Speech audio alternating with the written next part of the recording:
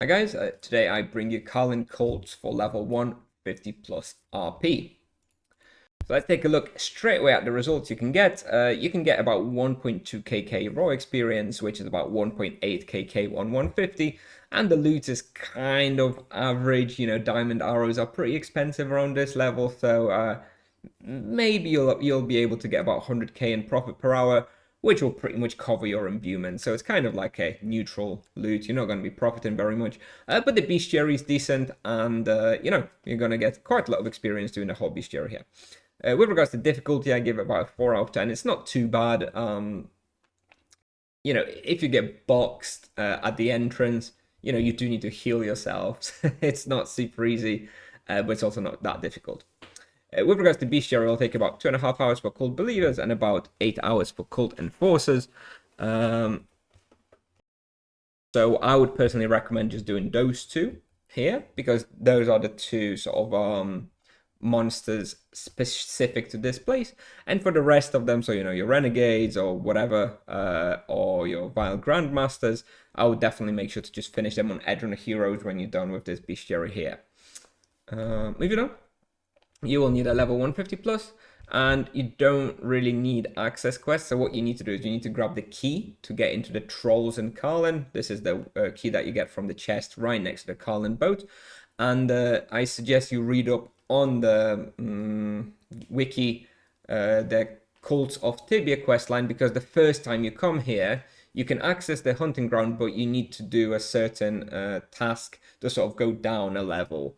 Basically, you will need to walk over the fields that the monsters drop when they die, and then you will get access to pass a special gate. It's super easy, it's not very difficult.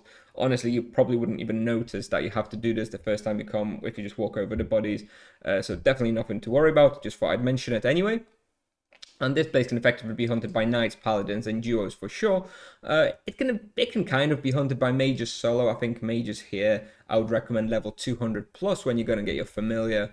I think the familiar will help a lot, but other than that, it's not going to be that great for a mage here, so I wouldn't really recommend it. But if you want the bestiary, you obviously can hunt here as well. It's not that difficult. Recommended imbuements, all standard, no protection imbuement. Prioritize physical protection, obviously, as you can see in the input analyzer, it's 100% physical.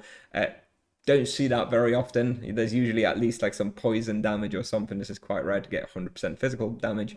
So yeah, just prioritize your physical protection, get some plus skill gear, plus magic level gear if you can, but wouldn't really worry about the damage too much.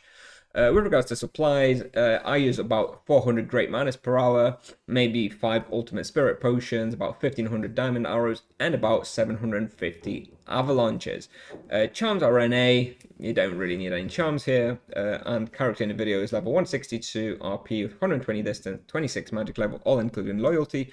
No praise, no charms. Taking a look at the route, at least how I go here. So this is your entrance here. So I'll usually go to the left. I'll do a loop like this.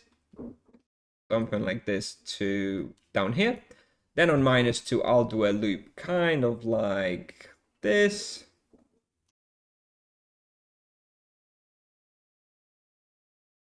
And I'll go back on -1.